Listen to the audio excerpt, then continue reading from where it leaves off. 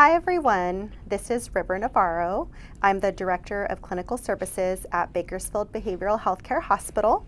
I'd like to say hello to all of our Facebook family and friends.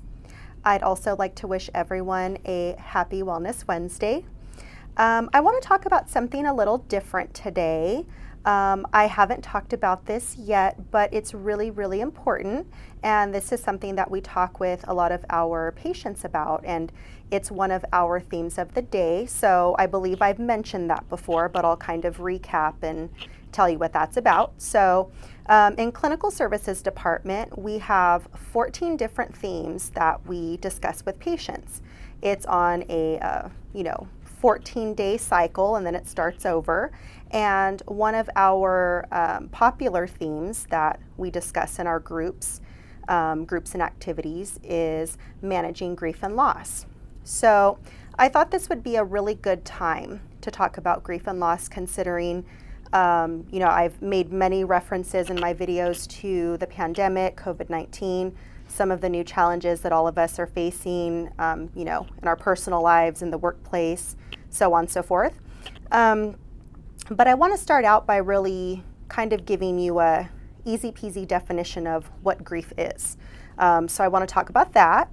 I want to give you some different examples of different losses in our lives that may cause us to experience grief, and want to kind of normalize that, obviously, because this is very normal, very common. And then I want to give you some information from the CDC regarding grief and loss. And then I want to give you an activity, something that you might be able to do for yourself, or maybe if you have a child or a family member, a friend, someone you know that's maybe struggling with grief and or loss at the moment. This is kind of a activity that might be helpful. So what is grief? I'm going to give you a very easy peasy definition that I really like. It's from therapistaid.com. It's one of my favorite websites that myself and my therapist utilize quite a bit. We get a lot of material from there. So this is the definition. It is grief is a natural emotional response resulting from a significant loss. So I'm going to let that sink in for a little bit. I just really like this definition because I think it really gets at the heart of what it really is in a very plain and simple way. And so I want to talk for a moment about maybe some different examples of different losses that we may encounter. So I think what comes to mind for most people when the topic of grief is discussed is they automatically think, someone has died, death of a loved one or something. And that's very true. So I definitely don't want to minimize that or take away from that in any way. But I also want to point out that maybe there are other losses that we're grieving and we don't realize that we're grieving, right? So I also want to normalize some of those things too. So I'm going to give you some different examples here. What about losses in identity? What about that? What about the loss of pets or relationships, right? How many of us have, maybe cut ties with friendships, with partners over the years, things like that? What about changes in life stages, right? So think of someone who's worked for 30, 40 years, been in the workplace, and now they're adjusting to retirement, right? There might be a lot of thoughts and feelings of grief or loss associated with that, and someone trying to redefine themselves in a new stage of life. I hear this all the time from parents when, their kiddos get married or they go off to college, and then there's that, we call it the empty nest thing that happens with people. So those are definitely adjustments that people have to make, and sometimes we're grieving the losses of certain things while we're redefining ourselves and where we're at in our current stage of life. And also, what about changes in lifestyle? So I kind of want to use that as a segue into talking about COVID-19 for a little bit. So I think the CDC was reading my mind because they have some information on their website. So if any of you are interested in checking that out, I highly encourage you to do so after this video. So the CDC points out that there may be a lot of grief-like reactions to the pandemic. So for some of you that might sound surprising, but I'll kind of explain why. So a lot of things have changed in a short period of time. So a lot of people may be grieving the loss of their former lifestyles, their routines, being able to see friends and family.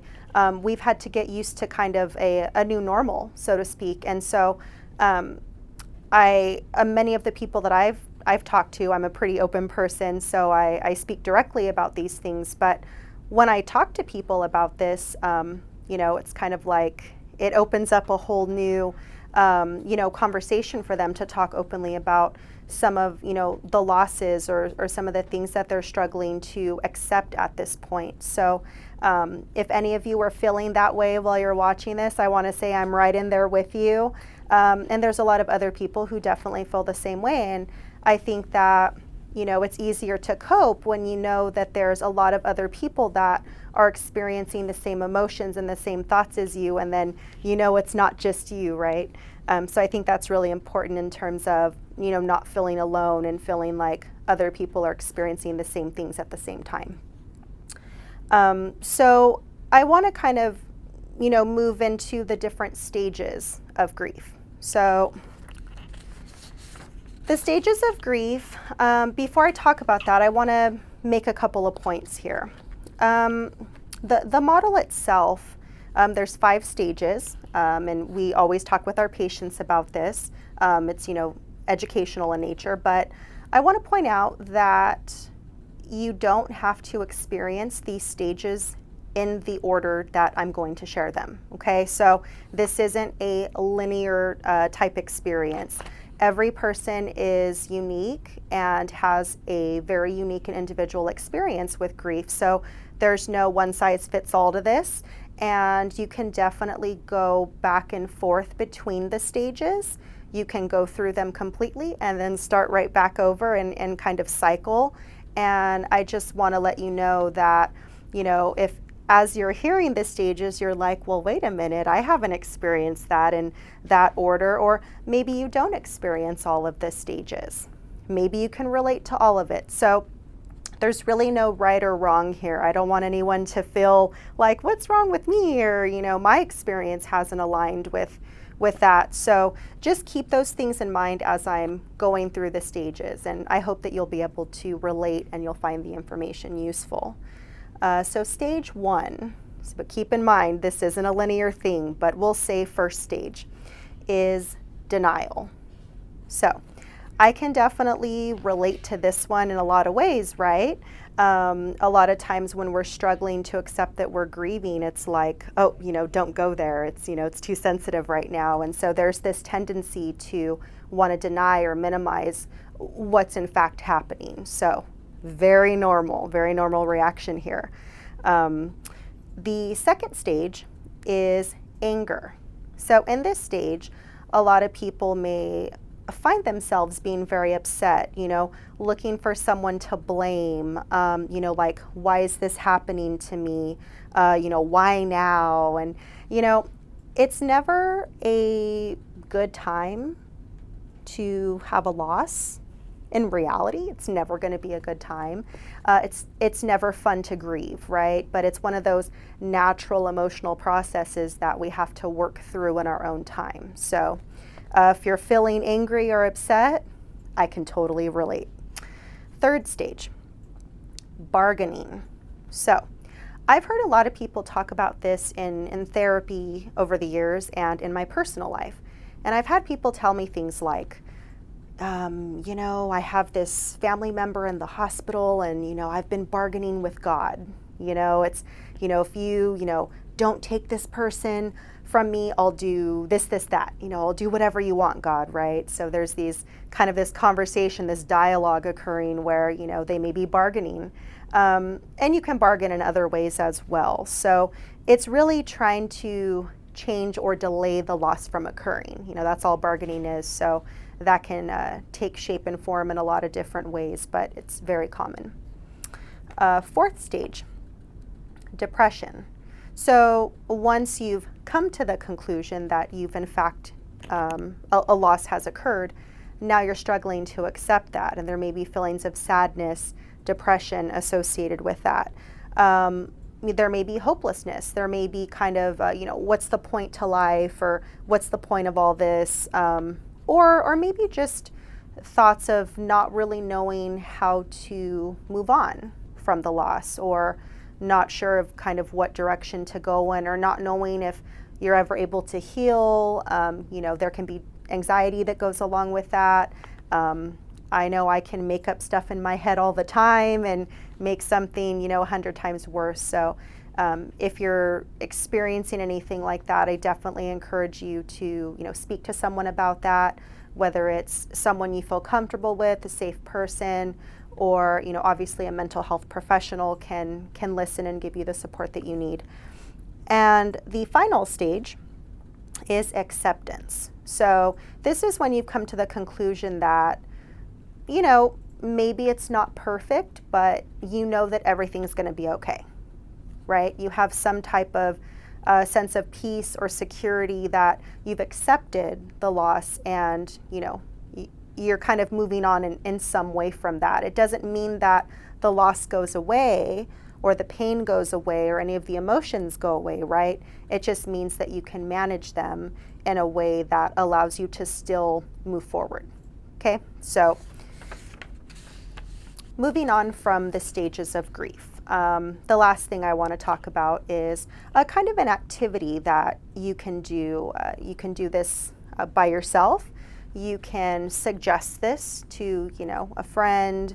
Maybe if you have a kiddo that's struggling with grief and loss in some way, anyone you know. In the clinical world, it's the activity is called a goodbye letter.